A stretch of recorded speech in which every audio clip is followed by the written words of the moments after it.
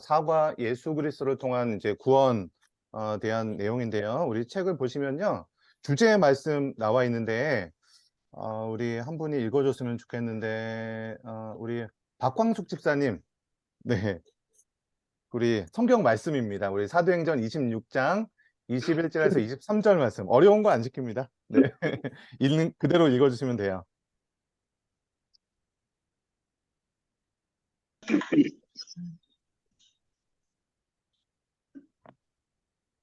유대인들이 성전에서 나를 잡아 죽이고자 하였으나 하나님의 도우심을 받아 내가 오늘까지 서서 묻고 낮은 사람 앞에서 증언하는 것은 선지자들과 모세가 반드시 되리라고 말한 것밖에 없으니 그 그리스도가 고난을 받으실 것과 죽은 자 가운데서 먼저 다시 살아나사 이스라엘과 이방인들에게 빛을 전하시리라 함이니이다 하니라. 아멘. 아유, 감사합니다. 자, 오늘 이제 주제 말씀이 사도행전 26장 말씀인데요. 이 말씀을 기록한 사람이 누굴까요, 여러분? 자유롭게 이야기를 해주세요. 이 말씀 누가 기록했을까요? 네, 우리 유명수 집사님 마이크를 켜놓고 계셔도 될 것 같아요. 뭐라고 입만 뻥끗 하시는데. 네. 누가 한 말일까요, 유명수 집사님? 그럼 콕 집어서.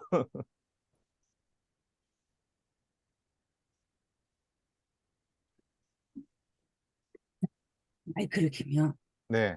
기침을 너무 해가지고 아, 그래요? 이렇게 물 수가 네. 그러면 잠깐 요것만 대답하시고 꺼보세요. 이게 누가 기록한 말일까요? 없고 네? 아우 바울. 네. 감사합니다. 이제 꺼주셔도 돼요. 굉장히 힘들어 하시네요. 네. 그러면 사도 바울이 어떤 사람이죠? 사도 바울은 여러분 알고 있는 사도 바울이 어떤 사람이에요? 우리 최금민 집사님. 유대인 중에 유대인. 그렇죠. 제일 유명한 거 말씀하셨습니다. 네. 사마리아 문화에서 공부한 사람. 맞습니다. 예. 또 우리 혹시 다른 분들, 뭐 더 말씀하신 것 같아서, 어쨌든 사도 바울은요, 말씀하신 대로 유대인 중에 유대인, 가말리엘 문화생, 좀 다른 말로 하면 바리새인 중에 바리새인, 이렇게 얘기할 수 있죠. 그럼 바리새인의 느낌이 어떠세요? 좀 긍정적인 이미지로 갖고 계세요? 좀 부정적인 이미지가 있으세요? 바리새인. 네. 우리는 바리새인 하면은 부정적인 거? 부정적인가? 네. 부대단 네, 집사님 어떠세요? 바리새인 하면 어떤 느낌으로 다가오세요? 부정적인 것 같아. 부정적인 느낌이 좀 더 있으실 것 같아요. 그렇죠? 네. 바리새인 어떤 면에서 좀 부정적인 느낌이세요? 실천은 없고 이성적인 사람. 아, 가슴이 없고 어, 가슴이 없고 네. 머리만 있는 사람들. 그러니까 지식적으로만 있고 실천이 없고 좀 예, 이런 어떤 뜨거움이 없는. 따뜻한 가슴이 없는 사람들. 그렇게 느끼시는 게 아마 뭐 한국 교회 이렇게 대부분의 사람들이 사실 저를 포함해서 그런 느낌이 바리새인들에게 있을 거예요. 그러니까 사도 바울이 바리새인 중에 바리새인이라고 했으면 바리새인들 중에서도 굉장히 이렇게 더 바리새인 같은 그런 사람이 사도 바울인데, 당시의 바리새인들, 그러니까 성경 시대의 바리새인들은 어떤 이미지였냐면 굉장히 성경적으로 인정받았던 사람입니다. 왜냐하면 그 당시에는 이제 구약 성경에 정통한 사람들, 그러니까 율법을 가르치는 사람들이 바리새인이잖아요. 그리고 가말리엘 문화생이라고 하는 것은 요즘 시대로 하면은 뭐 서울대 나와서 뭐 서울대 총장한테 이렇게 인정받은 어떤 수제자 정도로 생각하면 되는 사람이 사도 바울이에요. 자, 근데 오늘 사도행전 26장 앞부분 오늘 읽었던 말씀을 보니까 성경을 다시 보세요. 유대인들이 성전에서 나를 잡아 죽이고자 하였다. 그러니까 나는 지금 누구라고 했죠? 사도 바울이죠. 유대인들이 지금 사도 바울이 누구라고 했어요? 유대인 중에 유대인, 바리새인 중에 바리새인인 사도 바울을 유대인들이 잡아 죽이려고 했대요. 그렇죠? 근데 그 이유가 무엇이냐라고 봤더니 사도 바울이 한 거는 뭐냐면 내가 오늘까지 서서 높고 낮은 사람 앞에서 증언한 것밖에 없는데 유대인들이 나를 잡아 죽이고자 했다는 거예요. 근데 뭐를 증언했냐 보니까 선지자들과 모세가 반드시 될 것이다 라고 얘기했던 그 내용을 증언했는데 유대인들이 나를 잡아 죽이고자 했다라고 기록하고 있습니다. 그럼 성경에서 이제 선지자들과 모세가 한 말 이런 표현이 가끔 나온 데가 있거든요. 혹은 뭐 시편에 기록한 말 뭐 이런 것들이 나오면요. 주로 뭐를 의미하냐면 구약 성경 전체를 이야기한다라고 생각하시면 됩니다. 그러니까 지금 사도 바울이 얘기하는 것, 사도 바울이 증언했던 거는 뭐냐면 선지자들과 모세가 반드시 이루어진다고 했던 것. 그러니까 구약 성경에서 이루어진다라고 했던 것을 증언했는데 나를 잡아 죽이려고 했다. 근데 그 구체적인 내용이 뭔가 봤더니 곧 그리스도가 고난을 받으실 것. 그러니까 십자가의 고난을 얘기하는 거겠죠. 십자가에서 고난을 받으실 것. 그리고 죽은 자 가운데서 이제 살아날 것. 그러니까 부활과 죽음을 얘기하는 것이죠. 그리고 이스라엘과 이방인들에게 빛을 전하시리라 함이니라. 그러니까 지금 사도 바울이 전했던 것은 구약 성경에서 이미 될 것이라고 예언된 건데 그 내용이 뭐냐면 예수님의 십자가의 죽으심과 부활과 그것을 통해서 예수님의 주인 되심을 증거했는데 유대인들은 그 증거하는 사도 바울을 잡아 죽이려고 했다. 이렇게 지금 사도행전 26장에서 이야기하고 있는 거예요. 그러니까 뭐냐면 지금 유대인들이 생각하고 있었던 메시아에 대한 개념과 사도 바울이 구약 성경에서 이해했던 그 메시아에 대한 개념이 완전히 달랐다는 것이죠. 여러분 유대인들은 지금 제가 수요일 날 설교 때도 잠깐 좀 언급하기도 했는데 지금 우리가 교회 다니는 사람들, 우리 개신교라고 하죠. 뭐 이런 사람들은 이제 그리스도인들, 예수님을 구주로 믿는 사람들을 우리 그리스도인이라고 한다면 지금 이스라엘에 가보면 유대인이라고 있잖아요. 예. 유대인들이 믿고 있는 거랑 우리 기독교랑은 조금 다릅니다. 예. 그러니까 유대인들은 구약 성경을 믿는 사람들, 그러니까 구약 성경에 있었던 예수 그리스도를 빼고 예수님을 인정하지 않아요, 유대인들은요. 지금 성경에 지금 오늘 사도행전 26장에서도 유대인들이라고 언급했는데 그들이 똑같아요. 그러니까 그 유대인들은 구약 성경에 계속 메시아가 올 것이다라고 예언을 했는데 그 유대인들이 생각했던 메시아는요, 이렇게 생각하는 거예요. 그 메시아가 오면은 첫 번째 오직 그 메시아는 유대인들을 위해서만 올 것이다라고 생각했어요. 그리고 두 번째는 그 메시아는 죽지 않고 정치적으로 군사적으로 굉장히 뛰어난 어떤 그런 메시아가 오셔서 우리 유대인들을 승리하게 해줄 것이다. 이런 이런 메시아였죠. 그리고 그래서 결국 지금 우리 죄악 가운데 이제 갇혀져 있는 이 자신의 유대인 민족들을 해방시켜줄 유대인의 메시아로 이렇게 구약 성경을 이해하고 있었던 거죠.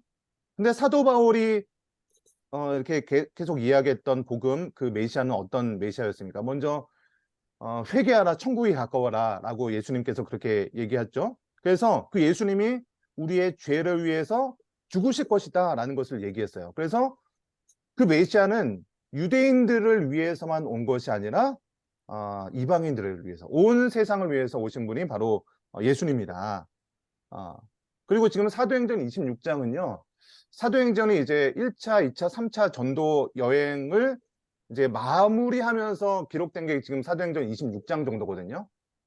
그러니까 사도 바울이 1차, 2차, 3차 전도 여행을 다녀보니까 유대인들이 문제가 아니라, 그러니까 이방인들보다 유대인들 당신들이 훨씬 더 큰 문제들이 있다라는 것을 전제로 깔고 지금 얘기하는 거예요. 여러분, 그러니까 지금 똑같은 구약 성경을 가지고 유대인들은 그 구약 성경의 메시지를 가지고 예수님, 메시아에 대한 잘못된 이해를 했죠. 똑같은 성경을 가지고 사도 바울은 다르게 이야기를 하고 있죠. 그러니까 여러분 이게 어떻게 우리한테도 다가오냐면 우리도 교회를 열심히 다니고 신앙생활을 하고 있음에도 불구하고 똑같은 성경을 가지고 복음에 대해서 다르게 오해할 수 있다라는 것을 좀 이해를 하셔야 됩니다. 자, 우리 워크북 밑에 보시면은 우리 그 주제 말씀 밑에 구약 성경을 통해 이렇게 기록된 그 구절이 있는데요. 우리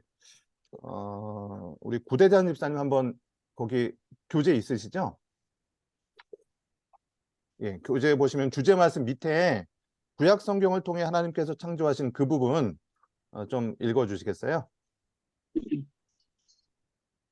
구약을 통해 하나님께서 창조하신 세상이 인간의 반역으로 저주 아래 있게 되었고 하나님의 세상을 다시 구원하실 것이라는 것이 분명해졌다. 그 구원은 죄로 타락한 백성을 하나님의 백성으로 삼아 그들을 하나님의 말씀에 순종하게 하여 그들이 사는 땅을 회복시키는 것으로 시작하여 그들의 죽음 이후에 모든 형벌을 거두고 영원한 생명을 주는 것이다. 하나님의 통치를 벗어나 반역한 인간을 구하려 주어진 이 땅의 회복과 내세의 영원한 생명을 하나님이 나라라고 한다. 그리고 이 나라는 메시아를 통해 성취된다. 하나님께서 보내신 메시아는 바로 예수님이셨다. 네, 감사합니다. 제가 공유를 잠깐 껐고요. 우리가 지금 유대인들이 이해했었던 메시아 그리고 사도 바울이 전했던 그 복음에 대한 그 내용이 달랐는데 그 이유가 성경에 대해서 서로 좀 오해했기 때문이다라는 것을 말씀을 드리면서 우리가 성경에 대해서 여태까지 여러분 제자 훈련 하시면서 성경을 크게 세 가지 이야기로 좀 정리할 수 있었을 거예요. 여러분 혹시 기억나십니까? 성경 전체, 구약과 신약 전체를 크게 세 가지 이야기로 좀 정리할 수 있거든요. 혹시 첫 번째 이야기가 뭘로 정리할 수 있는지 기억나십니까? 혹시? 네? 땅. 땅. 네. 성경 전체를 이제 그거 백성 땅 주권 그거 말씀하실 땅 것 같은데. 주권. 예. 저 특성. 예, 그 개념을 세 가지 이야기, 큰 스토리, 세 가지 스토리로 좀 요약을 할 수 있어요. 네, 그 제가 정리하겠습니다. 일단은, 예, 요거 하면은 이제 다시 수업을 해야 되기 때문에 첫 번째 이야기는요, 에덴 동산 이야기로 좀 정리할 수 있어요. 그 아까 말씀하셨던 백성 땅 주권에 대한 그 개념이 처음에 에덴 동산에서 먼저 이제 그 그림이 그려지잖아요. 에덴 동산에 있을 때는 하나님의 통치 가운데 있었잖아요. 하나님의 백성인 아담과 하와가 하나님께서 주신 땅인 에덴 동산에서 선악과 명령을 지키며 살아가고 있었죠. 그 땅은 하나님의 통치가 가득했던 그래서 하나님이 주시는 복이 충만했던 그런 장소가 바로 에덴 동산이었죠. 근데 그 에덴 동산 축복의 땅이 저주받은 땅이 되었죠. 그 이유가 무엇이었죠? 아담과 하와가 하나님의 통치에 반역했기 때문이죠. 여러분, 그래서 이 세상은 그 에덴 동산 이야기에서부터 시작한 그 반역의 이야기가 계속해서 이어지는 거예요. 그게 이제 첫 번째 에덴 동산 이야기입니다. 그래서 그 하나님의 통치를 벗어난 그 에덴 동산이 우리 힘으로는 어떻게 복된 곳으로 바꿀 수 없구나라는 것을 인정하는 게 이제 첫 번째 에덴 동산 이야기라면 두 번째 이야기는 이제 창세기 한 12장부터 시작되는 이제 구약의 끝까지 이어지는 그런 이야기라고 할 수 있는데 두 번째 이야기는 이스라엘 이야기라고 요약할 수 있어요. 그러니까 하나님께서 먼저 첫 번째 에덴 동산 이야기에서 하나님의 나라가 충만한 그런 이야기가 이제 반역과 하나님의 통치가 벗어난 이야기로 좀 첫 번째 이야기가 마무리되었다면 두 번째 이야기는 이제 이스라엘을 선택하셔서 하나님의 백성으로 이스라엘을 선택하셔서 하나님께서 주신 그 가나안 땅에서 하나님이 주신 주권을 지키면서 살아가는 그곳이 하나님이 주시는 놀라운 축복 가운데 거할 수 있는 땅이어야 하는데 이스라엘이 또 반역을 하게 되죠. 네, 이게 두 번째 이야기라고 요약할 수 있고요. 마지막 세 번째 이야기는 교회의 이야기라고 좀 요약할 수 있어요. 하나님의 백성인 저와 여러분을 포함해서 우리 교회, 몸된 교회가 하나님이 주신 이 삶의 모든 세상 영역 가운데 하나님의 통치 가운데 있어야 되는데 이 세상은 아직 예수님께서 재림하기 전이기 때문에 아직은 또 반역 가운데 있는 그런 이제 구원의 이야기, 이 세 가지 이야기로 요약을 될 수 있는 거죠. 여러분, 그래서 우리 인간이요, 굉장히 많은 그런 문제 가운데 놓여 있잖아요. 뭐 경제적인 문제도 있고요, 건강의 문제도 있고요, 외로움의 문제도 있고요. 좀 요즘에 좀 많이 이제 정신적인 뭐 저희 우울증이라든지 뭐 여러 가지 문제들이 참 많이 있습니다. 근데 이런 모든 문제들을 인간은 어떻게 해결하려고 하냐면은 그 문제 자체를 해결함으로 뭐 어떤 내가 돈을 많이 벌고 싶다 그러면 뭐 좋은 대학에 간다거나 혹은 뭐 좋은 직장에 취업한다거나 아니면 로또가 대박 난다거나 뭐 그런 방식으로 내가 있는 문제를 좀 이렇게 해결하는 방식으로 그 문제들을 풀어 나가려고 하지만 그거는 이제 문제의 원인을 해결하는 것이 아니죠. 그 문제가 일어난 원인이 창세기에서부터 무엇이었어요? 하나님의 그 주권에 순종하지 않았기 때문에 이런 문제가 나왔던 것이 계속 이어지고 있는 거죠. 그래서 우리가 하나님의 말씀에 순종하면서 살아갈 때 이 세상의 모든 문제들이 근원적으로, 원론적으로 해결될 수 있다라는 것이 우리 하나님 나라 이야기라고 좀 요약을 할 수가 있습니다. 자, 이제 좀 여는 대화를 좀 했으면 좋겠어요. 우리 공유를 하고요. 그 지금 교재에 보시면은 저는 좀 옛날 교재를 갖고 있어서 그런지 여는 대화의 질문이 뭘로 나와 있죠, 여러분? 당신에게 예수님은 어떤 분이시며 당신의 삶에 어떤 의미가 있나요? 네네, 맞습니다. 예. 좀 한 분씩 이거는 좀 얘기를 해봤으면 좋겠어요.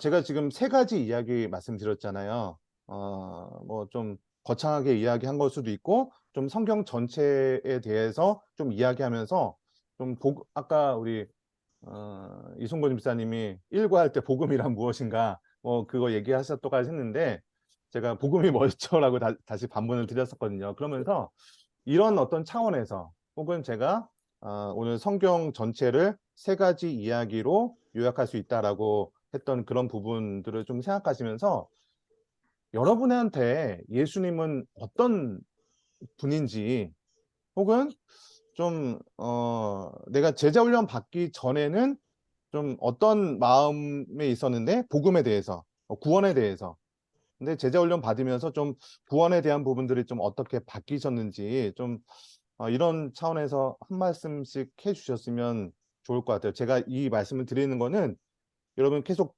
듣기만 하시면 여러분 것으로 정리가 안 되시거든요.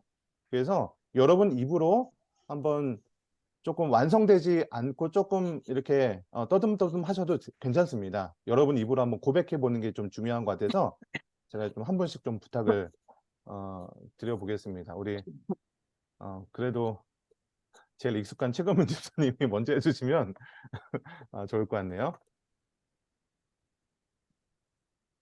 예수님은 이 세상에 왜 오신 것일까요? 이거죠, 목사님. 네, 그거 하셔도 되고 예수님이 네. 집사님한테 예수님이 어떤 분이신지, 예, 절대자, 절대자, 절대적 가치, 절, 네, 나에 대한 네, 절대적인 가치, 이 세상의 가치를 친다고 하면은 네, 보편적인 가치도 있을 것이고, 네, 네, 뭐 모든 가치가 있을 것인데, 저한테는 절대자죠. 음, 절대적인 가치를 아, 지닌 나의 구원자. 아, 대단하시네요. 네. 사실 이렇게 예수님이 절대적인 가치를 둔 나의 구원자라고 고백하셨는데, 이게 지금 이렇게 지금까지 살아오시면서 그렇게 살아오시는 것이 좀 어떠셨어요? 쉬우셨나요? 좀 고비들이 많이 있으셨을 것 같은데. 뭐 문제는 저한테 있죠, 늘. 예수님은 말 그대로 창조주로 늘 내 중심 가운데 계셨지만은 내가 믿음이 약하니까 음, 또 사람이 살아가면서 또 성격상 인격상 덜 정리가 되고 성숙되어지다 보니까 음, 우리 그냥 성령님께서 내 마음에 계시지만은 이제 착각을 할 때가 많이 있죠. 네. 착각을 하고 네. 저기 노여워할 때도 있고 음, 욱구기가 또 올라와서 참지 못할 때가 있고 또 이것이 하나님께서 원하시는 방법이 아닌가 음, 해서 또 이제 그 길을 또 그냥 주장해서 갔지만은 결과로 보면은 또 그냥 그것이 또 아픔이 될 때도 있고 음, 그게 늘 나와의 싸움 같아요, 목사님. 그렇죠. 뭐 절대적인 저기 음, 창조주는 뭐 계시지만은 내 인격 부족으로 믿음 음, 부족으로 음, 늘 음, 고민하는 상태예요. 맞습니다. 우리 이순금 집사님한테는 조금 다른 이렇게 질문을 드려볼까요? 뭐 비슷한 내용인데 우리 제자훈련 들어오셔서 지금까지 오셨는데 제자훈련 받기 전에 이제 구원에 대해서 좀 어떻게 생각하셨는지 내가 구원받았다라는 그런 어떤 마음의 확신이라든지 또 구원은 어떤 거라고 생각하셨는데 어, 지금 제자훈련 받으시면서 좀 바뀐 개념이 있으시 아니면 뭐 그냥 구원에 대해서 좀 어떻게 생각하셨는지 뭐 이런 질문 드려볼까요? 네, 저는 이제 이거 제자훈련 받기 전에는 누구나 다 구원을 받는 줄 알았어요. 근데 음, 이제 말씀을 듣고 나니까 하나님 말씀 가운데 순종하고 그 말씀대로 살아가는 게 이제 구원이라는 걸 정확하게 알게 된 것 같아요. 음, 그 그전에는 누구나 교회만 네, 나가면 다 구원자가 되는 줄 알았어요. 아, 교회만 나가면 네, 네네네. 아, 그런데 이제 그게 음, 아니더라고요. 음, 하나님 음, 말씀 가운데 순종하면서 소망 가운데 네, 봉사하면서 네, 헌신하면서 나를 다 내려놔야지만이 음, 구원자가 될 수 있는 것 같았어요. 그래서 너무 그렇게 감사드려요. 느끼셨군요. 네. 네네네. 우리 박광숙 집사님은 혹시 이제 구원에 대해서 좀 어떤 마음이 있으셨어요? 음, 저는 이거 공부를 하면서도 그렇고 또 성경을 요즘에 읽으면서도 그렇고요. 모르던 걸 많이 알기는 했어요. 그런데 더 어려워진 것 같아요. 아, 네.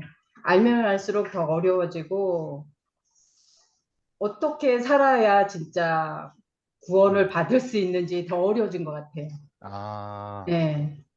그러면 이제 구원을 어떻게 하면 받을 수 그러니까 있을지라는, 하나님 말씀 네, 뭐대로 살아야 네, 하는데 네, 네, 사실상 네, 이 핑계 저 핑계 열심히 살지 못하잖아요. 네, 네, 요즘에 네, 또 뭐 또 지금 읽고 있는 잠언 읽으면 또 새로운 게 자꾸 나오니까 또 음, 이렇게 열심히 살아야 되는데 네, 하는 또 생각이 드니까 진짜 이거 이렇게 살 수 있을까 쉽지가 음, 않네요. 좀 제 음, 생각에는 좀.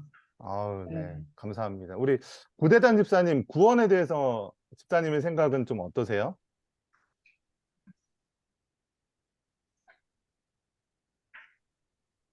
우리가 예수님의 믿음은 그 믿음 자체로 구원받은 거 아닌가요? 네, 예수님 모든 것은 예수님을 통해서 이루어지니까 네, 우리가 예수님을 믿잖아요. 네, 그 믿음으로서 구원을 얻었다고 저는 확신하는데. 네, 네. 그 집사님 구원 받으셨어요? 네. 네. 구원 받았다는 그런 느낌이 있을 때 어떤 마음이 드셨어요? 나도 구원을 받을 수 있구나. 아, 나도 구원받을 수 있구나. 네, 그런 어떤 감격? 뭐, 예. 예, 그런 기쁨? 예, 이런 것들이 가득할 것 같아요. 그러면 우리가 알고 있을 때, 어떻게 하면, 아까 우리 박강수 집사님이 잠깐 말씀하시긴 했는데요.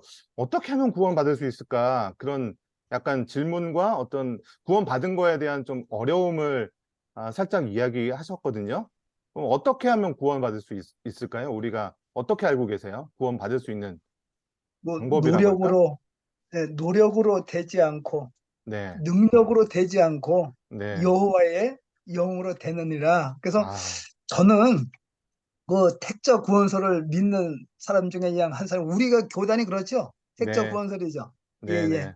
그래서 그냥 뭐 하나님 영으로 되는 거니까 우리는 그냥 구원받은 사람으로 네. 그 하나님 나라의 시민의 역할만 감당하면 될 것 같아요. 아, 네.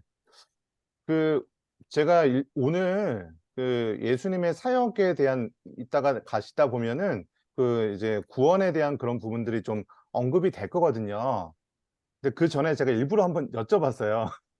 시간을 많이 할애하면서까지 이렇게 제가 좀 질문을 드린 이유가 있습니다. 그래서 주로 우리가 구원에 대한 부분들을 조금 지금 제가 처음 사도 바울 26장, 사도행전 26장 할 때 유대인들이 메시아에 대해서 조금 오해하고 있었고, 사도 바울은 이렇게 메시아를 증거했는데 유대인들은 사도 바울을 잡아 죽이려고 했다라고 그 내용으로 시작을 했는데, 그러면서 우리들도 기독교인들도 이 구원에 대한 부분들을 성경에서 이야기하고 있는 것과 조금 다르게 이해할 수 있다라고 잠깐 언급을 드렸었어요.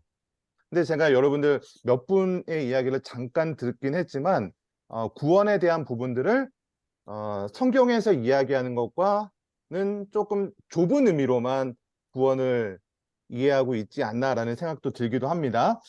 어쨌든 간에 예전에 우리 구원받았다라고 하면은 죄사함의 차원에서만 좀 구원을 이해하지 않았나라는 생각이 들어요.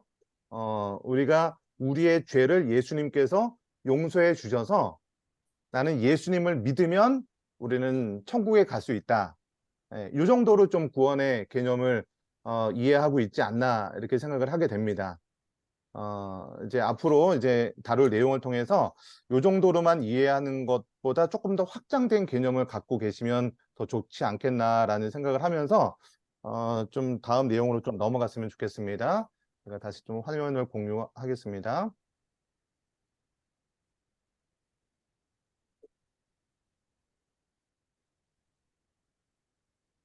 자, 예수님께서 세상에 오신 목적이 무엇인가? 화면을 보시면은 하나님께서 메시아이신 예수님을 통해서 온 인류의 죄를 사하시고 하나님의 통치를 회복시킴으로 온 세상의 문제를 해결하실 것을 예언하셨다라고 말씀하시면서 구약의 성취로 하나님 나라를 이루셨다라고 이야기를 하고 있습니다.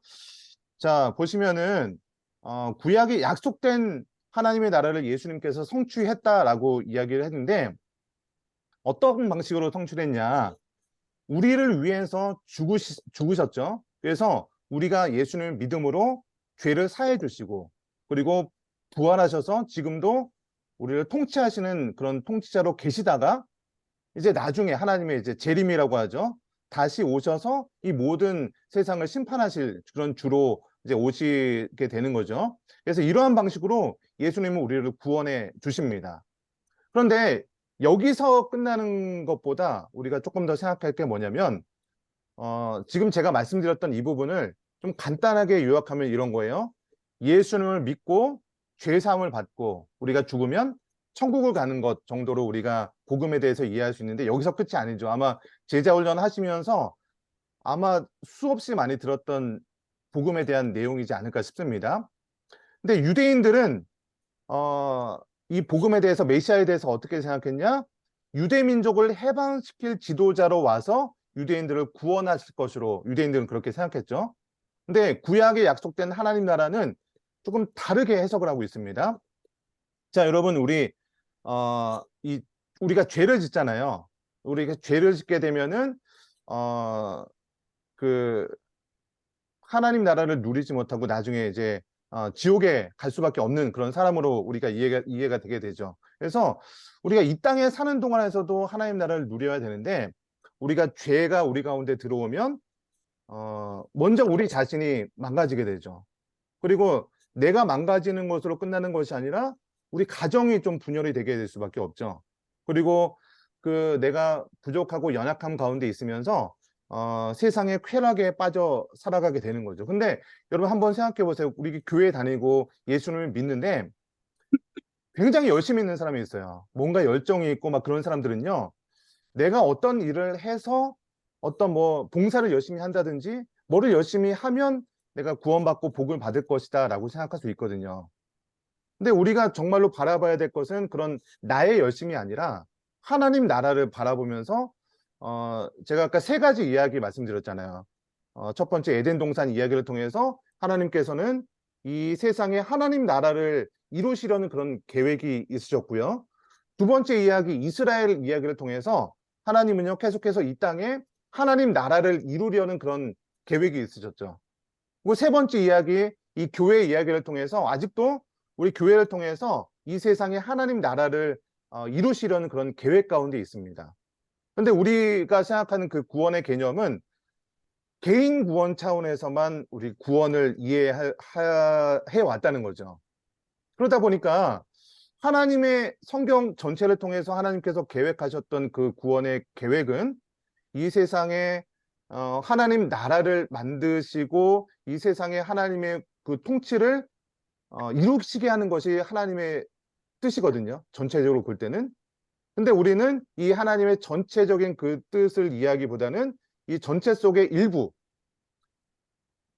나를 구원하셔서 이 세상에 하나님 나라를 이루려는 원대한 계획 속에 있는 건데 우리는 그 하나님의 큰 그림을 이해하지 못하고 그 부분, 한 부분, 내가 예수 믿고 죄를 용서받고 구원받으면 나는 그냥 천국에 간다. 요 정도로만 구원의 개념을 좁은 의미로서 개인 구원의 차원에서만 구원을 이해한다면 성경 전체에서 이야기하고 있었던 그 구원의 개념이 뭐 100이라고 한다면 한 20%, 30%밖에 그 구원을 이해하지 못하게 되는 거예요. 그러다 보면 하나님께서 구원을 통해서 여러분을 구원해 주시고 이 땅에 하나님의 백성으로 어떻게 살아가야 되는지 그런 부분들을 통해서 이 세상에도 하나님 나라를 이루려는 놀라운 계획이 있는데 우리는 그 하나님의 계획과는 좀 다른 삶을 살아가게 되겠죠. 마치 유대인들이 메시아를 자신들이 원하는 방식으로 메시아를 오해했던 것처럼 우리 그리스도인들도 이 복음에 대한 의미를 단지 나 혼자 구원받는 차원으로 이해한다면 그 하나님께서 원하시는 그 하나님 나라를 이루시는 것과는 조금 좁은 의미로만 구원을 이해할 수밖에 없다는 것이죠. 자, 그래서 다시 화면을 보시면은 예수님께서 이 세상에 오신 목적이 뭐라고 했냐면 하나님께서 메시아이신 예수님을 통해 온 인류의 죄를 사하시고 이 부분에 저와 여러분의 그런 죄사함의 은혜가 있죠. 거기 플러스 하나님의 통치를 회복시킴으로 온 세상의 문제를 해결하실 것이 구약 성경 전체에 예언이 되어 있었던 것이고요. 그것을 성취하시는 분이 바로 이 예수님으로서 예수님께서 이 세상에 오신 목적이라는 거죠.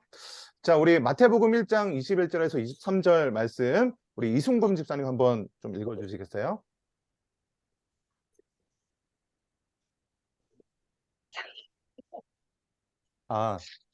화면이 좀 작으시죠?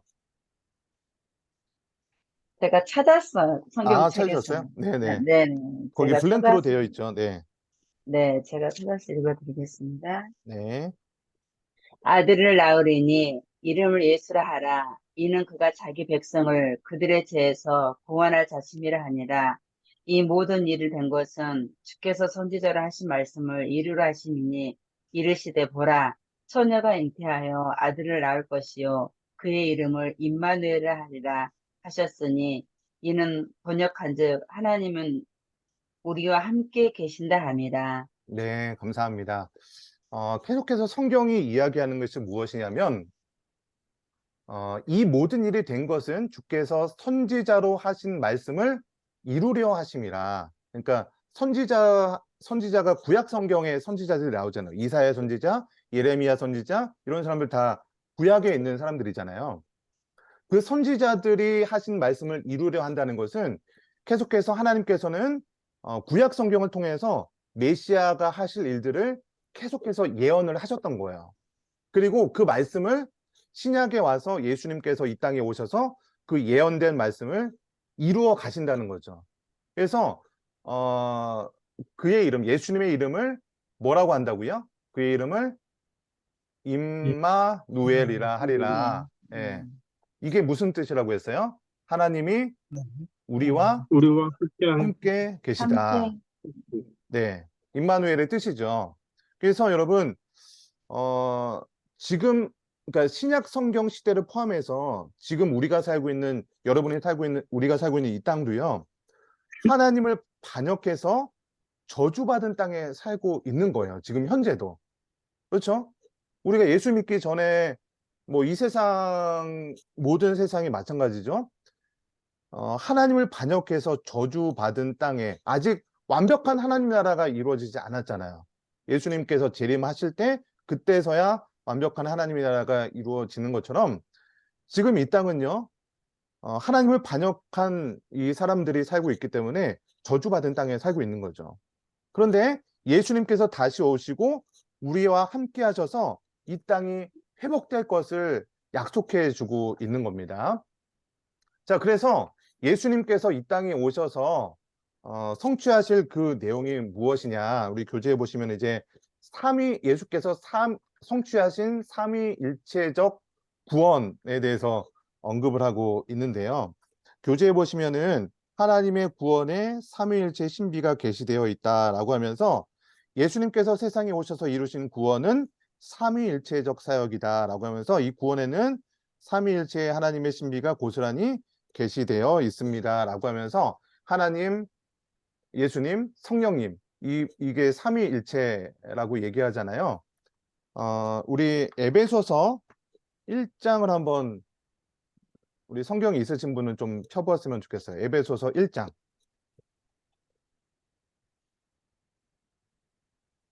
에베소서 1장 3절부터 한 14절까지 말씀을 좀 중심으로 지금 삼위일체 사역에 대해서 조금 정리를 하면 좋을 것 같은데요. 에베소서 1장 제가 좀 읽을게요. 여러분 좀 이렇게 성경 찾고 읽는 것이 조금 어려우신 것 같아서 에베소서 1장 3절에 보시면 이렇게 기록되어 있어요. 찬송하리로다 하나님 곧 우리 주 예수 그리스도의 아버지께서 그리스도 안에서 하늘에 속한 모든 신령한 복을 우리에게 주시되라고 기록을 하고 있습니다. 먼저 하나님께서 어떤 삼위일체적 사역을 하고 계시는지 이것을 보시면은 우리에게 신령한 복을 주시는 분이 바로 하나님이라는 거죠. 하나님께서 우리에게 신령한 복을 주시는 분이에요. 근데 4절에 보니까 어떻게 기록되냐면 곧 창세 전에 그리스도 안에서 우리를 택하사 우리로 사랑 안에서 그의 앞에 거룩하고 흠이 없게 하시려고 아까 우리 최건민 집사님께서 그 예정에 대해서 잠깐 언급하셨는데 이 내용이죠. 그러니까 창세 전부터 우리를 선택해 주셨다는 거예요. 택해 주셨다는 거죠. 그래서 어떻게 하셨냐면 거룩하고 흠이 없게 하시려고 5절에 보시면은 그 기쁘신 뜻대로 우리를 예정하사 예수 그리스도로 말미암아 자기의 아들들이 되게 하셨다. 이게 바로 하나님께서 하시는 그런 사역이죠. 그러니까 좀 전체적으로 보시면은 하나님의 사역은 무엇이냐면 그 구원을 계획하신 거예요. 그리고 계획하시고 이스라엘의 역사 속에서 먼저 계시해 주셨습니다. 그게 이제 구약 성경이죠. 제가 아까 그 세 가지 이야기로 하면은 에덴 동산 이야기에서 먼저 시작됐고 그게 이스라엘 이야기 속에서 계시가 되었고 지금 예수님의 사역을 통해서 그게 이루어지시려고 하는 거죠. 이게 하나님의 사역이라면 예수님의 사역입니다. 예수님의 사역은 하나님께서 계획하신 그 계획에 순종하시는 거예요. 자, 어떤 순종을 하셨냐? 7절 말씀을 보면 이렇게 기록됩니다. 우리는 그리스도 안에서 그의 은혜의 풍성함을 따라 그의 피로 말미암아 속량 곧 죄사함을 받았느니라. 여러분 속량이라고 하면 이렇게 우리 성경에 보면요. 이렇게 굉장히 신학적인 용어라고 할까 이런 것들이 좀 많이 나와요. 그러다 보면은 예수님의 사역에 대해서 조금 이렇게 혼동될 수가 있는 부분들이 있는데, 이 속량이라는 것은요, 죄사함을 받았다는 거거든요. 그러니까 우리가 그 전에는 사단의 포로에 잡혀 있었던 상황인 거예요. 우리가 하나님의 통치 가운데 있어야 되는데, 우리가 하나님을 반역함으로, 통치 가운데 벗어남으로 인해서 우리는 그러니까 아담과 하와가 하나님처럼 되고자 이제 그 선악과를 따먹은 거잖아요. 그랬을 때 그러면 내가 주인 되어서 삶을 살 것 같아서 그렇게 반역한 건데, 결과적으로는 어떤 삶을 살게 되냐면 사단의 통치 가운데 살게 됩니다. 하나님의 통치를 벗어나면 내가 이렇게 주인 되어서 내가 잘 될 것 같지만, 그 결과적인 모습은 어떻게 되냐면 사단의 통치 가운데 빠져 살아가게 되는 게 우리의 현실이라는 거죠. 그런데 속량하셨다는 것은 뭐냐면 사단의 포로 가운데 살아있는 우리의 모습을 예수님께서 대신 값을 지불하셨다는 거죠. 여러분, 우리가 모르는 사이에 하나님이 우리 삶의 주인 되지 않으면 우리는 사단의 노예가 될 수밖에 없는 거죠. 그런데 그 노예 상태에 놓여 있는 것을 그냥 우리만 모를 뿐이에요. 그냥 내가 그냥 나 나름대로 잘 살고 있다, 이렇게 생각할 수 있지만 사실은 사단의 노예 가운데 있었던 거죠. 그러나 여러분, 우리가 예수님을 믿고 하나님의 말씀을 보다 보면 내가 예전에 했던 모든 행동들이 사단의 노예로서 했던 행동이었다는 것을 깨닫게 되는 거죠. 골로새서 1장 13절 말씀에 보시면은 이런 말씀이 기록되어 있어요. 제가 이것도 읽어 드릴게요. 제가 읽어서 찾아 드리는 게 빠를 것 같아서. 골로새서 1장 13절 말씀을 보시면 이렇게 기록됩니다. 그가 우리를 흑암의 권세에서 건져내사 그의 사랑의 아들의 나라로 옮기셨으니 그 아들 안에서 우리가 속량 곧 죄사함을 얻었도다. 그러니까 속량하셔서 사랑의 아들의 나라로 옮겨주셨다 라고 이야기하는 거죠. 그러니까 사랑의 아들의 나라로 옮겨졌다는 것은요, 우리가 그냥 죽은 다음에 뭐 저 하늘에 있는 어떤 그 나라로 옮겨졌다라는 것만 뜻하는 것이 아니라, 그것도 포함되지만 이 땅에서 우리가 아직 예수님 믿은 다음에 바로 죽는 거 아니잖아요. 여러분, 예수님 믿으시지만 지금도 살아서 이렇게 주문을 저랑 하고 있잖아요. 그러면 이 땅에서 이미 새로운 질서를 가지고 살아가게 된다라는 뜻이에요. 이 땅에 살아가고 있지만. 그래서 예전에는 내 마음대로 살아갔는데 이제는 하나님께서 기뻐하시는, 우리 아까 최건민 집사님께서 하나님이 절대 통치자로서 이렇게 살아가고 있다라고 하는 것처럼 이제는 하나님께서 기뻐하시는 삶을 살아가게 된다라는 거죠. 그래서 전혀 다른 삶을 살아가는 거죠. 예전에는 그러니까 사단의 통치 가운데, 사단의 노예 가운데 있을 때는 내가 어떻게 하면 이 세상에서 기쁨을 누리면서 살아갈 수 있다라고 했을 때, 어떤 사람들은 명품, 혹은 좋은 여행, 좋은 직장, 좋은 대학, 이런 것들을 꿈꾸면서 이 세상을 살아갔다면, 이제는 그런 것들이 그냥 명품백, 좋은 자동차, 그런 것들이 그냥 사고 싶은데 그냥 참는 게 아니라, 그런 것들을 그냥 우리 마음 가운데 세상의 것의 기쁨이 아니라 그냥 하나님 안에 있는 것이 그냥 기쁨인 것이죠. 그냥 여기서 만족하는 거예요. 그래서 여러분, 우리가 복음이라고 하는 것은 그냥 우리가 죽은 다음에 천국 가는 티켓을 얻는 것에서 끝나는 것이 아니라, 이 땅에서 하나님 나라의 백성다운 삶을 사는 것까지 우리가 확장되어야 된다라고 말씀을 드립니다. 여러분, 요즘에 보면은 굉장히 불면증이라든지 또 우울증, 정신적인 그런 문제 때문에 굉장히 힘들어 하시는 분들이 사실 굉장히 많이 있어요. 요즘 들어서 더 많아지시는 것 같아요. 여러분, 그럴 때 어떻게 해야 될까요? 우울증, 불면증, 이런 것들. 첫 번째는 일단은 우리가 약물로 치료받을 수 있는 것들이 있어요. 굉장히 어떤 정신 그 병원에 가시면은, 정신병원이라고 하면 우리가 굉장히 좀 이렇게 안 좋은 이미지로 갖고 있어서 제가 말하기가 조금 그러긴 한데, 정신과적인 치료를 받으면서 굉장히 많이 그런 알약 하나만 드셔도 굉장히 많이 좋아지십니다. 그런데 이것만으로 해결될 수는 없거든요. 이럴 때 굉장히 많이 우리가 기도하고 찬양하고 말씀 듣고 하는 시간을 굉장히 많이 늘려야 돼요. 교회 직접 나오셔서 하는 것도 좋지만 여러분 요즘에 뭐 유튜브로라도 할 수 있는 채널들이 굉장히 많잖아요. 진짜 여러분 우리 그런 어떤 문제들은요. 하나님께서 만져주셔야지 이런 것들이 치유될 수 있는 거거든요. 제가 좀 다른 곳으로 잠깐 빠졌는데 여러분 이렇게 성경에 보시면 아까 지금 속량, 뭐 죄사함 이런 것들 그리고 하나님의 자녀 삼아 주신 것을 양자됨 이렇게 표현하기도 하거든요. 양자됨 뭐 하나님께서 아들들의 나라로 옮겨주셨다. 뭐 이런 여러 가지 표현들이 나오는데 이런 표현들이 전체적으로 하나님의 자녀됨, 이렇게 구원받음으로 이렇게 같이 표현된다라고 생각하시면 될 것 같아요. 자, 다시 에베소서로 돌아와서 어떻게 그 예수님의 사역을 정리하고 있냐면 10절에 보시면은 하늘에 있는 것이나 땅에 있는 것이 그리스도 안에서 통일되게 하려 하심이라. 그러니까 예수님의 사역들이죠. 그러니까 지금 만물이 하나님과 갈라짐으로써 분열되어 있는 거거든요. 여러 가지로 그런 하나님과 하나님의 통치를 벗어남으로 인해서 굉장히 다 분열되어 있는 것을 예수님께서 하나님의 계획에 순종하심으로 그 계획을 이루어 가시는 그런 일들이 이루어가는 그 예수님의 사역이고요. 세 번째 이제 성령님의 사역은 예수를 주로 고백하는 자들을 하나님의 백성으로 인치시고 하나님의 통치를 따라 살아가게 하시는 것이죠. 그러니까 하나님의 아들로 인쳐주시는 거예요. 그래서 우리를 끝까지 보호해 주시는 그런 사역이 이제 성령님의 사역이죠.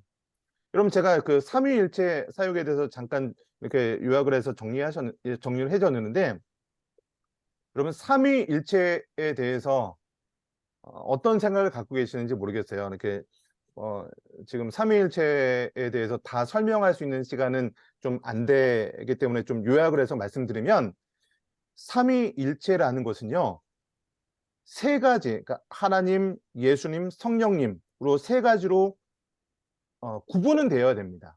구분은 되어야 되지만 이게 분리돼서는 안 돼요. 여러분 제가 하는 워딩을 잘 기획해서 좀 이건 적어 놓으시면 좋겠어요. 삼위일체는요. 다시 불러드릴게요. 삼위일체는 셋으로 구분되어야 됩니다. 그러나 분리되어서는 안 됩니다. 이게 무슨 말이냐면 이 삼위일체를 잘못 설명하는 예를 한번 들어볼게요. 이렇게 설명하는 사람들도 있어요. 저는 목사죠. 목사라는 직분을 갖고 있죠. 근데 집에 가면은 남편으로서 그렇게 불리기도 합니다. 그리고 제 딸한테는 아빠라고 불리기도 해요. 그래서 저라는 한 사람이 있는데 교회에서는 목사로, 아내한테는 남편으로, 딸한테는 아빠로 이렇게 불리는 것이 잘못됐다는 거예요. 요거는 삼위일체 신론이 아니라 단일신론이라고 해요. 단일신론. 저는 똑같은 사람이잖아요. 똑같은 단일 한 사람이잖아요. 근데 분리는 호칭만 다르다라고 삼위일체를 설명한다면 이거는 조금 잘못된 설명이에요. 그거는 단일신론이고요. 또 이렇게 설명하는 사람들이 있어요. 왜 중국에 가면요. 신이 천신, 수신, 지신 이렇게 세 가지 신이 있다라고 이야기하기도 합니다. 그러니까 완전히 분리된 신이죠. 천신이 중앙에 있고 수신, 지신이 세 가지. 우리 그리스 로마 신화로 하면은 제우스 신이 있고 포세이돈이 바다의 신이고 아테나 신이 있고 이런 식으로 신이 완전히 분리되어 있는 것은 삼신론이에요. 삼신론. 그러니까 삼위일체는요. 단일신론도 아니고요. 삼신론으로 분리돼서는 안 돼요. 제가 이렇게 말했던 그 워딩이 뭐냐면 삼위일체는 셋으로 구분되지만 분리돼서는 안 된다라고 했던 게 이런 말이죠. 그러면 이게 우리가 삼위일체를 이해한다는 것이 참 쉬운 일은 아닙니다. 그럼 삼위일체는 뭐냐? 우리의 머리로는 이해하기가 좀 어렵습니다, 사실은. 그리고 제가 이게 삼위일체에 대해서만 신학교에서도 거의 한 학기 동안 강의해도 모자랄 정도이기도 하는 건데 삼위일체에 대해서 이렇게 좀 단순화시켜서 말씀드리면 하나님의 신비라고 말씀드릴 수밖에 없어요. 인간의 이성으로 이해할 수 없는 영역입니다. 그거를 인정해야 돼요. 우리는 그 삼위일체 하나님에 대해서 이해의 폭을 여기서 멈출 수밖에 없습니다. 예. 그래서 우리가 하나님이 아니기 때문에, 우리 인간이기 때문에 삼위일체 하나님의 그런 역사하심에 대해서 우리는 하나님은 셋으로 구분되지만 분리되시는 분 아니다. 삼위 하나님이 이렇게 나눠 있는 분이다. 이런 신이 지금, 그런 신학이 지금 신약 시대 때부터 2000년 이상 이어져 오고 있는 것이죠. 자, 우리 교재에 보시면은 마이클 호튼이 삼위일체 교리에 대해서 잠깐 좀 언급했던 내용이 있는데, 우리 최근민 집사님 한번 좀 읽어 주시겠어요? 삼위일체 교리를 다룰 때 나는 성부와 성자와 성령의 사역을 창조와 구속과 구원의 적용 관점에서 분리시키는 위험을 지적했다. 신성의 모든 행동으로 각각의 유격이 관여한다.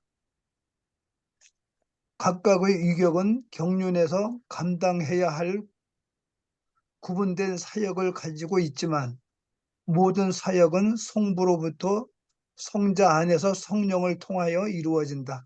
네.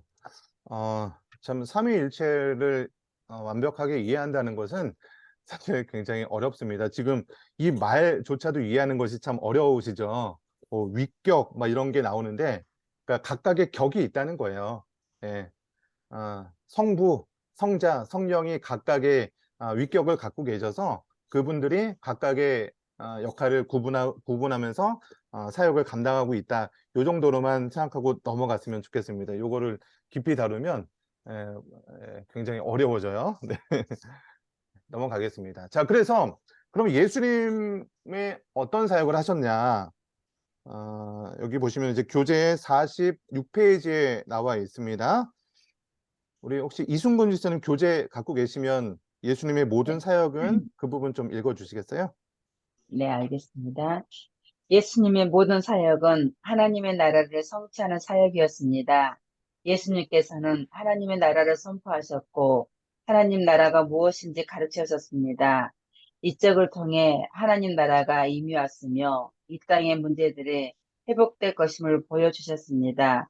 예수님께서 십자가에 죽으심으로 하나님의 사역을 성취하셨고 부활하심으로 자신이 메시아임을 나타내셨습니다. 네, 감사합니다. 우리 예수님께서 하신 사역을 세 가지로 정리하고 있죠.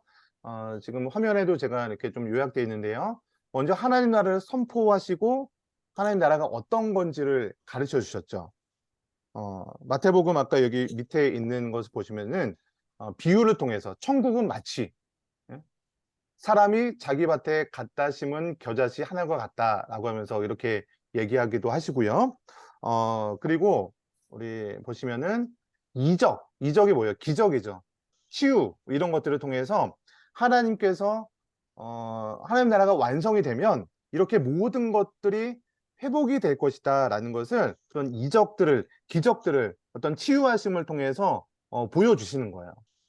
그리고 세 번째 사역은 십자가에서 죽으심으로 하나님의 사역을 성취하실 것이다. 그리고 부활하시는 걸 통해서 하나님께서 이 예수를 메시아라는 것을 인정해 주는 그런 사역들을 예수님께서 하셨다는 거죠. 자, 그래서 이런 어떤 누가복음에 나오는 것들은 치유 사역에 대해서 언급을 하고 있습니다. 자, 그래서 4번에 보시면 아마 그 교재 47페이지에 나와 있는 부분입니다. 예수님의 죽음은 우리에게 구원을 가져다 주게 되는데 두 가지로 나눠주고 있어요. 제가 아까 조금 언급했었던 그런 부분, 복음에 대해서, 구원에 대해서 좀 어떻게 이해해야 되는지 말씀하시면서 잠깐 언급했던 부분인데, 첫 번째 보니까 속죄 제사로서의 죽음이라고 되어 있는 부분 있습니다. 자, 우리 속량, 속죄함, 제가 아까 그 뜻에 대해서 잠깐 언급해 드렸었는데, 속량이라는 것은 죄값을 치러 주시는 거예요. 그리고 죄사함 받았다라고 하는 것은 우리 법정에서, 우리 재판관 있잖아요. 그 법정에서 이 사람은 죄가 없다, 의로운 사람이다라고 칭해 주는 거죠. 조금 신학적인 용어로 하면은 칭의라고 합니다. 의롭다고 칭해 주는 것을 칭의라고 해요. 그래서 죄 사함 받았다는 거죠. 그리고 속죄 제사, 지금 속죄 제사 지금 나오고 있는데, 속죄 제사라는 것은요, 구약에 보면은 여러 가지 그 제사법이 있어요. 레위기에도 제사법이 나오는데, 그러면 구약에 보시면은 죄인들이, 그러니까 이스라엘 백성들이 죄를 짓잖아요.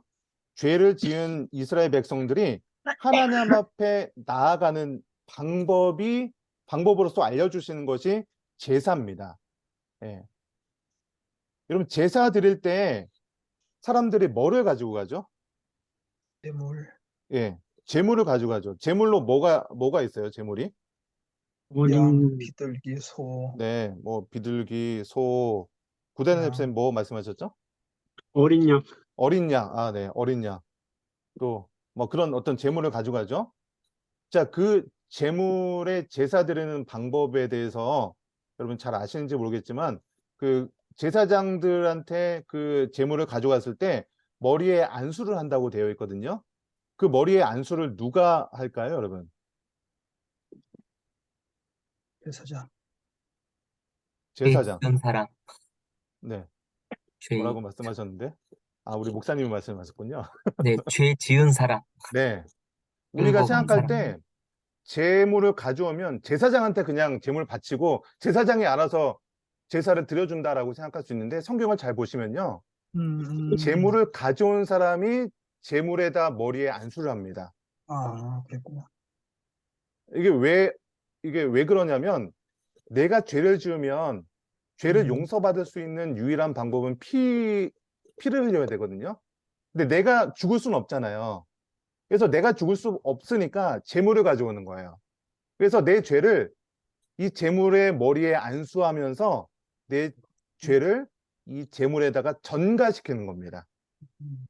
자, 제물에 내 죄를 안수함으로 내 죄를 전가시켰어요. 그러면 그 제물을 누가 잡을까요? 누가 죽여요? 죄 지은 사람, 끌고 온 사람. 네. 헷갈리시죠? 제사장이 잡아줄까요? 그런 줄 알고 있었어요. 그런 줄 알고 있었죠? 네, 성경을 자세히 보셔야 됩니다. 맞아요. 제물을 가져온 사람이 잡게 되어 있어요. 왜 그렇게 하나님께서 제물을 가져오고 그 제물을 내가 잡으라고 하냐면, 내가 죽어야 되는 거예요. 내가 죽어야 되는 것을, 내가 그 제물을 죽이면서 내 죄가 이렇게 심각한 죄였구나라는 것을 이 교보제로 삼는 거예요. 그렇죠? 그게 바로 속죄 제사입니다. 속죄 제사. 내가 죽어야 되는데 내 짐을 대신 담당하신 분이 예수님이라는 거예요. 원래는 내가 죽어야 돼요.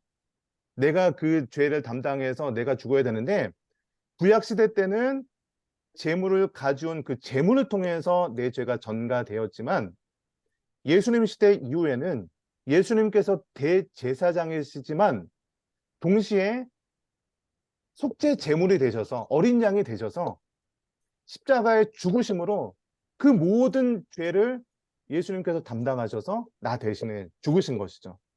그래서 예수님이 우리가 하나님께 나아갈 수 있는 유일한 제물이 되어 주셨기 때문에 우리가 예수님 이름으로 기도를 하는 거예요. 예수님 이름으로 하나님 앞에 가까이 갈 수 있는 거죠. 그래서 그 예수님의 죽음은요, 우리를 의롭게 하시는 죽음이라는 거예요. 그 죽음을 통해서 우리 모든 죄를 자유롭게 해줄 수 있는 죽음이 바로 예수 그리스도의 죽음입니다. 이렇기 때문에 우리가 예수 그리스도를 믿음으로 하나님의 자녀가 되는 권세를 주실 수 있는 거예요. 예. 자, 여기서 중요한 게 뭐냐면, 우리 디도서 2장 14절에 보시면은 이런 말씀이 기록되어 있습니다. 그가 우리를 대신하여 자신을 주심은 모든 불법에서 우리를 속량하시고 우리를 깨끗하게 하사 선한 일을 열심히 하는 자기 백성이 되게 하려 하심이라 라고 되어 있는데, 여러분, 우리는요, 과거에 아무리 우리가 잘 살려고 노력을 해도 우리는 죄를 지을 수밖에 없었던 그런 존재예요. 왜냐하면 우리는 사단이 우리의 삶의 주인 되어 살았기 때문이죠. 그런데 예수님께서 속량하셔서 모든 불법에서 우리를 속량하시고 우리를 깨끗하게 하셔서 자기 백성이 되게 하신 거예요. 그래서 우리가 앞으로 성령을 따라 살아갈 수 있도록 인도해 주신 그런 계기가 예수님의 사역이라는 거죠.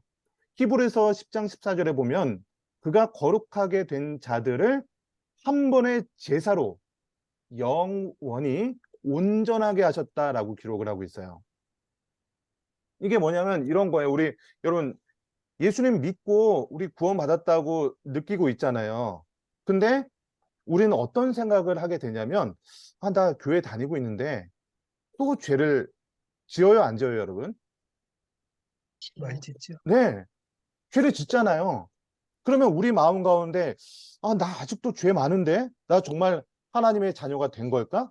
아까 박광수 집사님께서 뭐 어떻게 하면 우리가 구원받은 하나님의 백성이 될 수 있을까? 뭐 그런 의문 섞인 이야기를 잠깐 하셨는데 나 이렇게 죄를 짓는데 어떻게 하면 하나님의 자녀가 될 수 있을까? 여러분 우리가 이런 고민을 하게 만든다는 거예요. 근데 예수님의 제사는요. 히브리서 10장 14절에 보면 그가 거룩하게 된 자들을 한 번의 제사로, 한 번의 제사라는 것은 십자가에 못 박혀 돌아가시는 그 십자가의 제사를 말하는 거죠. 이 제사로 영원히 온전한 제사가 드려졌다는 거예요. 단번에 지어졌다는 거예요. 이거는요, 우리에게 영원한 효력이 있는 거죠. 근데 우리 계속 죄를 짓죠. 그러니까 막 우리 마음 가운데 어떤 마음이 있냐면 죽기 전에 우리 죄, 자범죄라고 하잖아요. 내 스스로 짓는 죄들, 자범죄를 어떻게 해서든 내 죽기 전에 막 회개하고 죽어야 천국 갈 수 있다라고, 그래야 구원받는다라고 생각하는 그런 마음을 준다는 거죠. 여러분, 우리가 기억해야 될 것은요, 우리가 이 땅에 살아가는 동안에 우리는 성령의 인도하심을 따라 살아가려고 하지 않으면요, 우리는 옛 본성으로 우리를 끌고 가려는 그런 습성들이 있습니다. 나를 죄로 몰고 가는 거죠. 여러분, 그래서 우리는요, 계속해서 기도가 필요한 거죠. 어제 기도했으니까, 나 언제 부흥회 가서 엄청 은혜 받았으니까 이건 한 1년짜리야. 이제 여름 사역 시작되는데, 우리 청소년들 이렇게 저도 한 중학교 때 수련회 가서 은혜 받았는데, 수련회 가서 막 울부짖고 막 했으니까, 이건 한 반년짜리다. 여러분, 이런 게 아니라는 거죠. 그럼 우리가 예배드리고 오늘도 공동체 성경 읽기를 하고 그래도 우리는요 또 죄를 지을 수 있어요. 그래서 날마다 우리는 마음을 새롭게 하면서 살아가야 됩니다. 왜냐하면 여러분 사단은 놀고 있습니까? 사단도 일해야 되잖아요. 그리스도인들은 어떻게 해서든지 넘어뜨리려고 노력을 하잖아요. 사단은 노는 게 아니거든요. 그래서 우리는 날마다 경건에 힘써야 되는 거죠. 여러분 우리가 이 땅에 살아가는 동안에 죄를 지을 수밖에 없지만 그러나 우리가 분명한 것은 예수님의 그 한 번의 제사로 우리는 영원한 하나님의 백성이 되었다는 사실은 변함이 없다는 것을 우리는 기억을 해야 되는 거예요. 자, 예수님의 죽음을 통한 구원 두 번째는 뭐냐면 인류를 의롭게 하시는 죽음을 사셨다는 거예요. 그러니까 예수님의 십자가의 죽음은요, 완전하게 우리를 의롭게 하는 효과가 있는 거예요. 예수를 주로 고백하는 사람에게 죄를 사하는 화목 제사가 되게 하시는 의롭게 하심이 있다는 거죠. 자, 그 로마서 말씀을 보시면은 예수 그리스도 안에 있는 속량으로 말미암아 하나님의 은혜로 값없이 의롭다 하심을 얻은 자 되었느니라. 이 예수를 하나님이 그의 피로써 믿음으로 말미암는 화목 제물로 세우셨으니 이는 하나님께서 길이 참으시는 중에 전에 지은 죄를 간과하심으로 자기의 의로우심을 나타내려 하심이니라고 기록을 하고 있어요. 그러니까 이게 무슨 말이냐면 쉽게 말하면 우리가 예수를 믿은 다음에 또 죄를 짓잖아요. 아까도 말씀하셨던 것처럼 죄를 짓는데 전에 지었던 죄를 우리가 예수님을 믿음으로 전에 지었던 죄를 없는 것처럼 여겨주신다는 거예요. 예수님의 죽음이 여기 이제 교재에 보시면은 어떤 구절이 되어 있냐면 교재 48페이지에 보시면은 중간쯤에 보시면은 예수님의 죽음이 자기 통치의 죽음이 되며 성령에 의한 하나님 나라의 통치가 시작된다라고 기록이 되고 있죠. 그러니까 예수님의 죽음이 자기 통치, 내가 내 멋대로 살아가려고 했던 그 통치를 그 통치의 죽음이 되어야 한다는 거예요. 그래서 곧 자기를 부인하라는 것이죠. 여러분, 그래서 나의 인생은 이제부터 나의 주님이 시키는 대로 하겠습니다. 이래야 주님이 다스리는 인생이 되는 거죠. 내 마음대로 살아가려고 해서는 어떻게 우리 인생을 하나님께서 다스리겠습니까? 내 인생이니까, 내가 번 돈이니까 내 마음대로 쓰겠다, 이런 것이 아니라 하나님께서 나의 인생을 주관해 주셔야 내 인생이 가장 바른 길로 인도한다, 그런 마음을 갖고 있어야 한다는 것이죠. 여기는 조금 넘어가겠습니다. 자, 그래서 예수님의 지금 죽음이 이런 구원을 가져다 준다면, 지금 예수님의 죽음과 부활에 대해서 언급하고 있는데, 두 번째는 예수님의 부활을 통한 구원이죠. 첫 번째는요, 이생과 내세의 생명을 보증한다는 거죠. 이생은 지금 이 땅에서의 삶이잖아요. 그리고 내세는 죽은 다음의 삶입니다. 그러니까 우리가 구원에 대해서 내세에 대한 죽음, 죽은 다음에 천국에 가는 그것만 이야기하는 것이 아니라, 우리는 이 땅, 이 생에서의 삶의 새롭게 됨까지도 우리는 확장해야 하는 것이고요. 두 번째는요, 예수님의 죽음과 연합하여 죽고 자기 통치가 종결되면 이 부활과 연합하여서 우리는 새로운 생명이 된다는 것이죠. 그래서 여러분, 이 로마서 말씀을 통해서 요거는 시간 관계상 제가 조금만 넘어가고요. 이렇게 좀 정리를 하겠습니다. 우리 교재 49페이지에도 도표로 정리되어 있는데요. 진정한 소망 예수 그리스도에 대해서 예수님께서는 이 땅에 오심으로 예수님께서 하신 죽음과 부활 사건이 가장 핵심적인 사건이죠. 이 죽음을 통해서 우리 죄인들을 의롭게 하셨죠. 그래서 결국에는 하나님의 백성 되게 하셨고요. 부활을 통해서 이 땅에 있는 그 모든 사람도 새로운 생명을 얻게 되는 것뿐만 아니라 내세에서 예수님께서 부활하셨던 것처럼 우리도 몸의 부활까지 이루어진다라고 이해하시면 좋겠습니다. 사실은 이 부분을 더 중요하게 하고 싶어서 제가 앞부분을 조금 넘어갔습니다.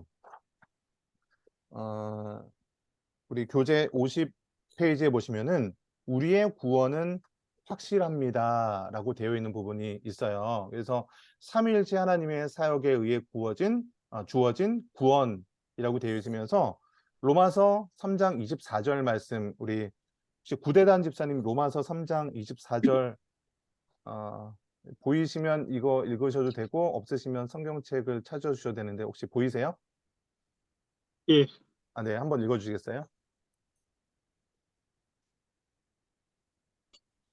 그리스도 예수 안에 있는 성령으로 말미암아 하나님의 은혜로 값없이 의롭다 하심을 얻은 자 되었느니라. 네, 아멘. 자, 우리가 아까 이제 가끔 보면 이제 구원의 확신에 대한 부분들을 언급하는 때가 많거든요. 여러분, 구원 받으셨나요, 여러분? 이제 저를 한번 보세요. 이제 교재 볼 거 많이 없고요. 여러분, 구원 받으셨습니까? 네, 네. 확실하십니까? 네. 네. 네. 어떻게 확실하시죠? 왜 확신하시죠? 무엇 때문에 확신하시죠? 성경이 그렇게 네. 그냥 기록하고 있으니까. 네. 우리 최근희 집사님 역시 FM대로 정답을 말씀해 주셔가지고 시간이 절약된 것 같아요. 이렇게 그러니까 이런 질문들이 있어요. 그 왜 구원파에서 좀 이렇게 우리 그리스도인들을 좀 넘어뜨리기 위해서 구원의 확신이 있냐, 구원 받았냐, 우리 또 이렇게 전도할 때 구원의 확신이 있습니까? 의도는 어떤 의도로 하는지는 알겠지만, 사실은 우리가 깊은 뜻을 알고 이 구원의 확신에 대한 그런 마음을 갖고 계셔야 되거든요. 그러니까 구원의 확신에 대해서 내가 어떤 것을 했기 때문에 나는 구원받았다라고 확신을 가져야 된다라고 이야기하기도 하거든요. 그러니까 내가 내가 예수님을 믿었기 때문에 나는 구원받았다라고 이해할 수도 있고요. 혹은 내가 이 정도로 봉사를 했기 때문에 나 정도면 구원받은 사람 아니야? 혹은 내가 교회를 10년, 20년 모태신앙이기 때문에 난 구원받은 사람이다라고 확신할 수도 있거든요. 그러니까 계속 기독교 신앙 가운데 내 확신 때문에 구원받았다라고 한다면 조금 이렇게 한번 생각해 봐야 돼요. 하나님은 아닌데, 하나님은 구원해 주시지 않았는데 내가 확신 가지고 있으면 구원받은 걸까요? 뭐 다른 하나님의 은혜. 예. 그러면 서울대 간다고 생각해 보세요. 서울대를 가는데 제가 이런 마음을 갖고 있어요. 나 서울대 분명히 갈 거야. 확신해. 확실히 갈 거야. 믿습니까? 서울대 갈 줄 믿습니까? 믿습니다. 이러면 서울대 가는 거예요? 아니잖아요. 서울대 가는 거는 서울대 가는 심판 성령을 통해서 보내줘야 가는 거잖아요. 구원도 마찬가지죠. 내가 어떤 구원받았다고 확신한다고 가는 게 아니죠. 저 사람 내가 좋아하는 사람이 있어요. 저 사람은 날 좋아하는지 안 좋아하는지 잘 몰라요. 근데 저 사람은 나 좋아할 거야 라고 확신 가지고 있으면 애인이 될 수 있는 거예요? 그런 거 아니잖아요. 그러니까 뭐냐면 우리가 자꾸 구원에 대해서 믿음의 차원을 가지고 자꾸 주관적인 어떤 확신이나 이런 마음을 가지고 구원에 대해서 생각하시게 되면은 좀 문제가 발생할 수도 있어요. 그러니까 어떤 차원으로 우리가 구원에 대해서 구원의 확실성을 가지고 있어야 되냐면 우리의 행위가 아니라 하나님의 행위가 확실하기 때문에 그러니까 우리를 믿는 것이 아니라 하나님의 신실하심, 하나님께서 우리에게 역사하셨던 그 사실이 확실하기 때문에 그 하나님의 확실 때문에 우리의 구원이 확신을 가질 수 있는 거예요. 우리의 믿음은요, 감정적인 믿음, 나 구원받은 것 같아. 막 은혜가 충만할 때는요, 나 하나님 백성 같기도 하고요. 막 오늘 설교 말씀에 은혜 받고 막 기도가 막 잘 되는 날이 있어요. 막 찬양도 막 뜨겁고. 그런 날은 왠지 막 나 구원받은 것 같아. 전혀 의심이 없어. 근데 때로는 여러분 막 죄악 가운데 빠질 때도 있잖아요. 예배도 뭐 한두 주 뭐 이렇게 못 드릴 때도 있고, 혹은 뭐 또 뭐 가정에서 부부싸움 한다거나 내 자녀한테 막 화내고 뭐 이렇게 좀 타락할 때 있잖아요. 그러면 우리 마음 가운데 나 구원받는 거 맞나? 이렇게 흔들릴 수 있다는 거예요. 근데 이런 것이 아니라 내가 어떠함에 의해서 구원에 그게 있다가 없다가 이런 것이 아니라 하나님께서 우리를 끝까지 우리의 구원을 인도하신 그 하나님의 확실성 때문에 우리는 구원의 확신을 가져야 한다는 거예요. 그러니까 이렇게 얘기하면 또 반대로 생각할 수 있습니다. 하나님께서 우리에게 구원해 주신 것은 오직 하나님의 은혜. 아까 그 삼위일체 하나님에 대해서 얘기하면서 예정에 대해서 말씀드린 적 있잖아요. 하나님께서 어차피 하나님의 자녀 되는 것은 하나님의 영역이기 때문에 창세전에 이미 나는 구원받은 사람으로 택정됐어. 이런 식으로 끌고 가면은 이 땅에서의 삶을 어떻게 나 어차피 나 구원받은 사람이니까 나 그냥 개판으로 살아도 상관없네? 그렇지 않아요? 여러분 내가 뭐 열심히 살던 뭐 그냥 개판으로 살던 나 어차피 하나님께서 택정하셔서 나 구원받은 사람이야 라고 한다면 이 땅에서 내가 그냥 아무렇게나 살아도 상관없는 거 아니에요? 이런 구조로 구원에 대해서 생각할 수도 있다는 거예요. 여러분 그러나 결코 그런 것이 아니죠. 우리가 이 땅에서 하나님의 백성다운 삶을 살아가야 되는 거죠. 우리 하나님의 그 백성 땅 주권 개념으로 이야기를 여기서도 좀 이야기할 수 있어요. 제가 그림 기억나시죠? 이렇게 하나님의 백성됨, 하나님의 백성이 하나님의 땅에서 하나님이 주신 그 선물을 가지고 하나님의 주권을 지키면서 살아가는 영역이 하나님의 나라다라고 말씀드렸을 거예요. 계속 말씀드렸을 거예요. 이렇게 요거를 좀 공유를 끄고 제 얼굴이 잘 보이도록. 제 얼굴이 잘 보이시죠? 이거 제 얼굴이 하나님의 백성, 여기가 하나님의 땅, 하나님의 주권 이렇게 이해를 해보세요. 자, 요 부분 있죠. 제 얼굴. 하나님의 백성됨. 여기는 하나님의 영역이에요. 하나님의 영역. 여기까지. 이거는 우리가 어떻게 할 수 있는 영역이 아니죠. 이거는 하나님의 자녀 삼아 주시는 거는 하나님께서 나를 자녀 삼아 주시고 이런 거는 특정된 거죠. 여기까지는. 이거는 우리가 나 하나님 구원 받았나요? 구원 못 받았나요? 목사님한테 가서 담임 목사님 가서 뭐 목사님 저 구원 받은 거 같으세요? 몰라요. 죽어봐야 아는 거죠. 하나님 나라 들어가는지 하나님만이 아시는 거죠. 그러나 우리가 이 땅에 살아가면서 그러면 나 어차피 구원받은 사람이니까 나 이 땅에 살아가는 동안에 그냥 내 마음대로 살아가도 되냐 이게 아니고요. 하나님께서 우리에게 주신 사명들이 있다는 거죠. 선물로 어떤 것들을 주어졌어요. 돈을 많이 주셨던, 건강을 주셨던, 뭐 말을 잘하게 해주셨던, 노래를 잘하게 하셨던 이 하나님께서 우리에게 더 주신 것이 있어요. 땅으로 주신 것, 선물로 주신 것. 이것은요, 하나님이 우리에게 선물로 주셨지만 동시에 사명으로 주신 거죠. 이 사명을 가지고 하나님의 주권을 지키면서 살아가는 이것이 바로 하나님의 나라라고 말씀드렸잖아요. 그래서 이 위의 부분은 하나님께서 우리를 선택해 주시고 자녀 삼아 주셨다면 우리가 이 땅에 살아가는 동안에 하나님이 주신 이 재능을 가지고 사명을 가지고 하나님의 주권을 지키면서 살아갈 때 하나님께서 우리에게 이 땅에 살아가는 동안에서도 하나님의 기쁨과 풍성과 평안을 누리면서 살아갈 수 있게 되는 거죠.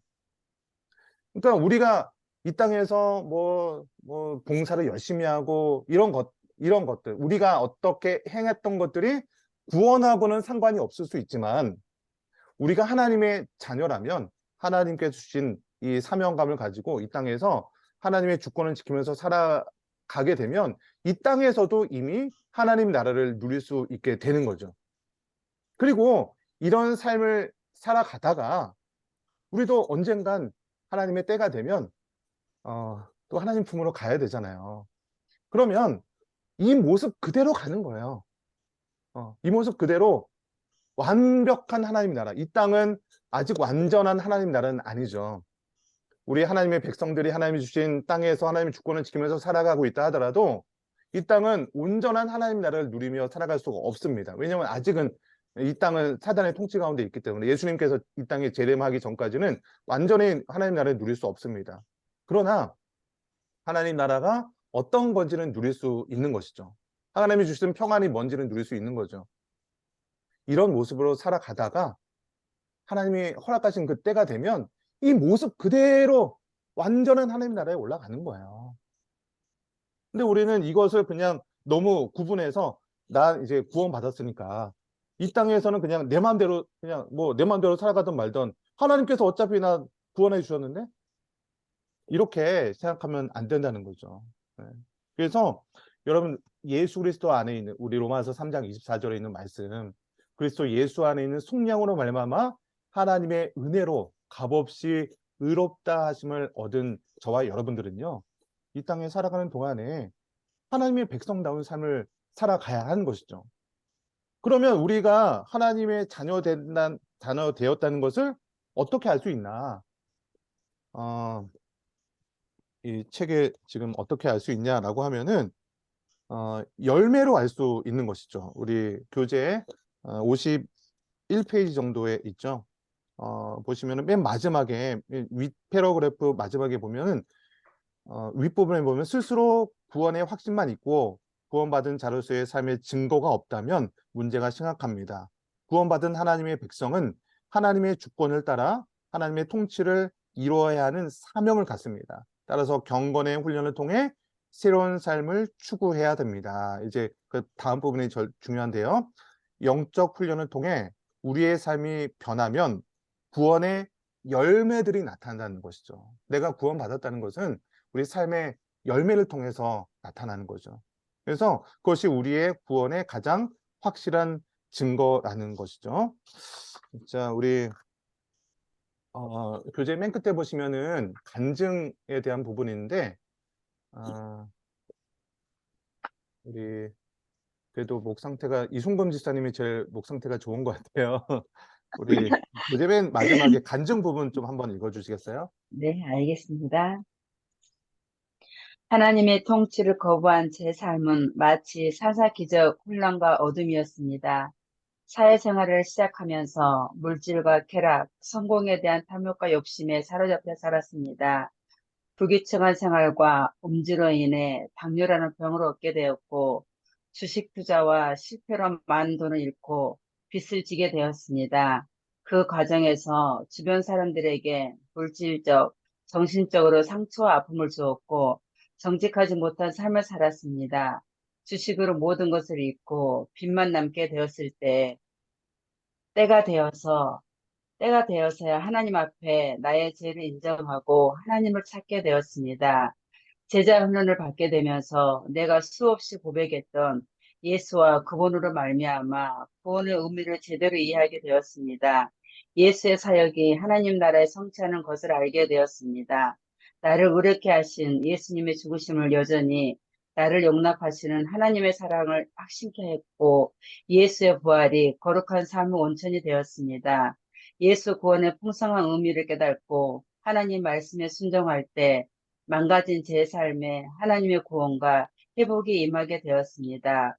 우상과 탐심을 버리고 거룩한 삶으로 살아가게 되었습니다.